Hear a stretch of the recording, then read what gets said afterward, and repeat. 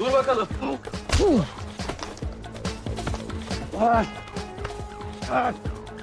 Geri çekilin. Hedef ele geçirildi.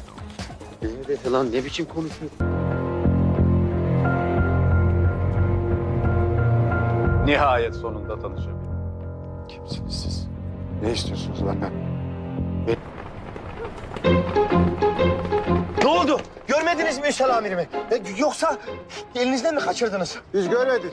Ya nasıl Allah ne muradın varsa versin. Allah razı olsun. Razı olsun. Allah belanı versin lan Levent. Allah belanı versin. Lan! Sen dur İnsal Efendi, sen dur! Lan şerefsiz. Nereden buldun lan bu kelepçeyi? İstesem seni karakolun önünde enselettirirdim de biraz şöyle kedi fare gibi oynamak istedim. Kepçelenmiş durumda. Hemen mi geliyorsunuz?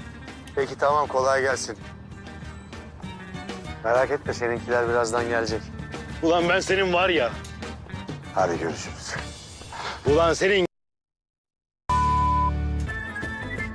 Senin gönlünü yerim ben. Kurban olurum. Ne oluyor lan? Daha demin boğazlıyordu bizi. Şimdi de bebek sever gibi seviyor. Ne manyak bir kız bu ya. Oo, bebiş bıyıkları sevdiğim. Zehra. Minnoş.